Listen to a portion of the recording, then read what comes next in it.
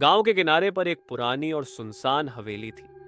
कहा जाता था कि उस हवेली में कोई नहीं जाता क्योंकि वहां भूत रहते हैं। लेकिन रवि को इन कहानियों पर विश्वास नहीं था। एक दिन उसने अपने दोस्तों से शर्त लगाई कि वह रात भर उस हवेली में रहकर दिखाएगा। रात का समय था।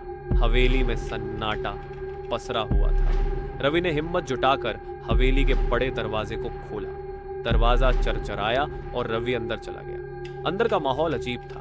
दीवारों पर पुरानी तस्वीरें टंगी थीं जिनके चेहरे धुंधले और डरावने दिख रहे थे। हवेली में एक अजीब सी ठंडक थी, जैसे कोई छिपकर उसे देख रहा हो। रवि ने एक कमरे में जाकर अपनी टॉर्च निकाली और उसे जलाया। तभी उसे महसूस हुआ कि किसी ने उसके कंधे पर हाथ रखा है। वह पीछे मुड़ा, पर वहां कोई नहीं था। रवि का दिल तेजी से धड़कने लगा, लेकिन उसने हिम्मत नहीं हारी। उसने खुद को शांत किया और फिर से चलना शुरू किया।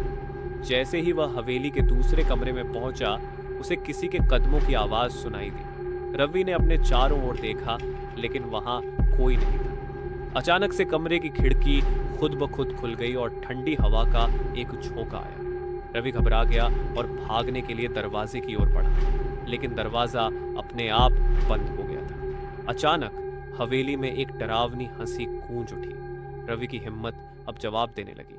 उसने पूरी ताकत से दरवाजा खोला और बाहर की ओर दौड़ पड़ा। बाहर आते ही उसने पीछे मुड़कर देखा, लेकिन हवेली के दरवाजे पर एक छाया खड़ी थी जो धीरे धीरे गायब हो गई। रवि ने फिर कभी उस हवेली का रुख नहीं किया।